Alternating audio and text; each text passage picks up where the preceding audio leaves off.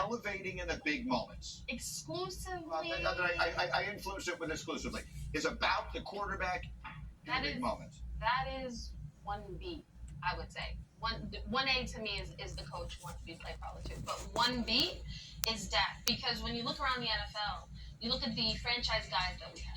We have a Patrick Mahomes, we have Josh Allen, a Joe Burrow, and Jalen Hurts, even Lamar Jackson. Do more with less. Win this game for us. Hey man, we need you to just take over. Like that, it's just not the same with Dak. You don't say we win because of it. And there were moments, especially his rookie year, there have been moments in the regular season. He was having an MVP start to the season before he got hurt not too long ago. But when it counts in those pivotal games, and this is the problem with being, if you play with a star in your helmet, it is not about the regular season. We do not care about 12-4 or 13-4. Like, it doesn't matter anymore. When you get into the playoffs, are you getting bounced in the first round? Are you getting to the NFC title game? Like, that's what the standard is now. When are you getting to a Super Bowl?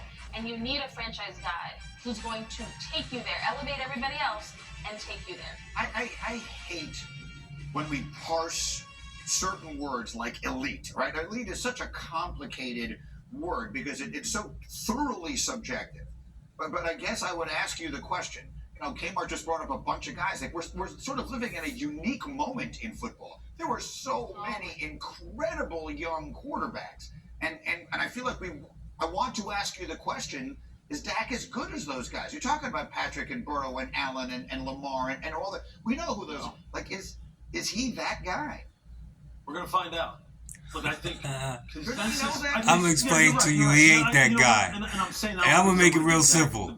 They don't want to say it on national television. Because he has moments of being. He ain't that guy. I'm gonna give you specific reasons why. Of moments, like for instance, right? You see in the Super Bowl. Go on, say it. I think one of the touchdowns that Patrick Mahomes threw, they had the formation set the wrong way down goal line, down the red area, and so he just kind of made an adjustment mid-play in order to.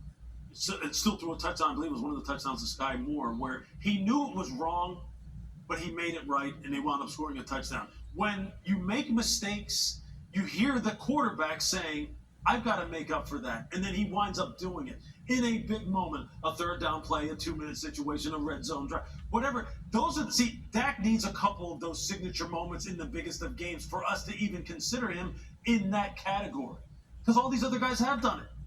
We allowed Joe Burrow for being one of the most cerebral quarterbacks who can do more with less, to use your phrase, as well as any quarterback in the NFL. I mean, he's had the living tar beat out of him his first couple of years in the NFL, and he's gotten his team to a Super Bowl. He got his team to a Super Bowl still getting sacked 50-plus times. Okay? Patrick's Patrick. We know what he has done. Lamar has done more with less, maybe as well as anybody in the NFL in that archaic offense that he was running with. And I think this year, he's going to take his game to another level. Dak has to do that kind of thing, especially being quarterback of the Dallas Cowboys. Yep. He has to.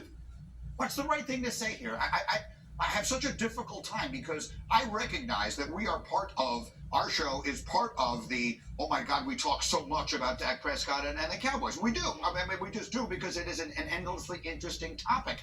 And we do not scrutinize every quarterback in the NFL the way we do him. If we scrutinized every pass, don't need to. You can leave it alone. Makes in the same way that we do Dak Prescott, then we would have a very different view of him, perhaps. What is the right thing to say here? Well, I think it's, again, big picture, little picture. You go back and you look at those interceptions that we just showed. A lot of them were just like, what are you doing here, Dak? Mm-hmm. You know, just throwing it up for grabs, down in the red zone all of the time. So I think with Brian Schottenheimer, with Mike McCarthy, with Brandon Cooks on the football field, I think those things will help change the way he looks when he gets up to the line of scrimmage and what options he has when things do break down. Yep.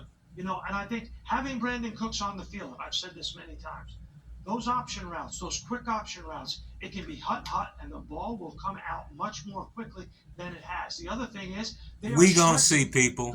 We gonna see.